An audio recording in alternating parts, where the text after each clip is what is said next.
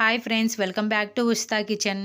ఈరోజు simple and టేస్టీగా రాయి సంగటి ఎలా ప్రిపేర్ చేసుకుందామో చూద్దాము. ఈ రాయలసీమ స్పెషల్ అయిన రాయి సంగటి చిన్నపిల్లల నుంచి పెద్దవాళ్ళ వరకు ఈవెన్ బ్యాచిలర్స్ కూడా చేసుకునే విధంగా చూద్దామండి. వీడియో లాస్ట్ వరకు చూసి మీరు కూడా తప్పకుండా ట్రై చేయండి ఫ్రెండ్స్. రాగులలో కాల్షియం ఎక్కువ ఉండడం వల్ల ఎముకలు దృఢంగా ఉంటాయి. అంతేకాకుండా వెయిట్ లాస్ అవ్వడానికి కూడా చాలా బాగా ఉపయోగపడుతుందన్నమాట.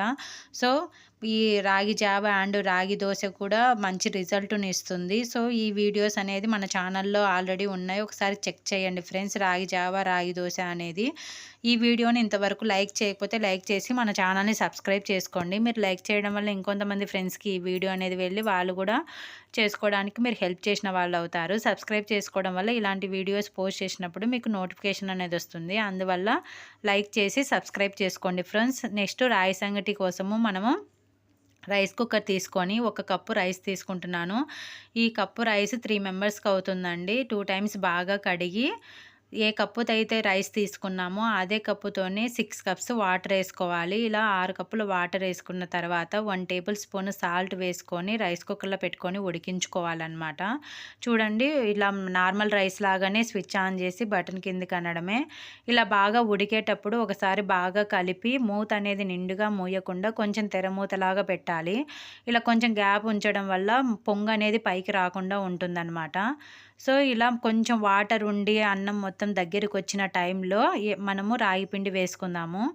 ఏ కప్పుతో అయితే రైస్ తీసుకున్నామో అదే కప్పుతోనే ముప్పావు కప్పు రాగి పిండి తీసుకోవాలి. ఇలా రాగి పిండి వేసుకున్న తర్వాత రాగి పిండి మొత్తాన్ని అన్నంతో కవర్ చేయాలి. ఇలా వేడి అన్నం వేయడం వల్ల రాగి పిండి అనేది బాగా మగ్గుతుంది.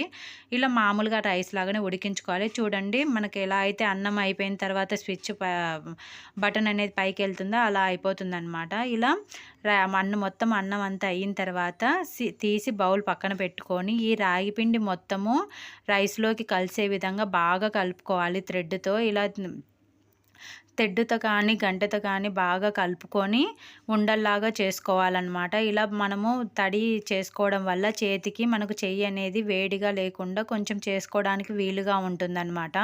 సో, ఇలా తడి చేసుకొని వాటర్తో ఇలా బాల్స్ లాగా చేసి పిల్లలకు పెడితే చాలా ఇష్టంగా తింటారు. వాళ్ళకి అదొక ఎంజాయ్మెంట్ లాగా ఉంటుందన్నమాట. ఇలా మనం చేసుకున్న ప్రతి బాల్కి తడి చేసుకోండి వాటర్తో. సో, ఇలా చేయడం మీకు కష్టంగా ఉంది మనం అంటే ఇలా ఒక కప్ తీసుకొని ఆయిల్ అప్లై చేసుకొని మనం చేసుకున్న రాగి సంగటి మొత్తము ఇలా కప్పు నిండా పెట్టుకొని ఇలా ఒత్తుకొని ప్లేట్లోకి వేసుకోవడమే. ఇలా వేసుకున్నా కూడా చాలా బాగుంటుందన్నమాట. ఇలా రౌండ్గా వస్తుంది.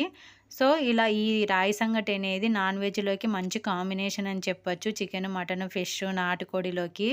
ఇలా ఒకవేళ నాన్ వెజ్ అవైలబుల్ లేకపోతే పచ్చిమిర్చి చట్నీ, పప్పు, పెరుగులలోకి మంచి కాంబినేషన్ అండి. చాలా బాగుంటుంది. పెరుగేసి పెడితే పిల్లలు చాలా ఇష్టంగా తింటారనమాట.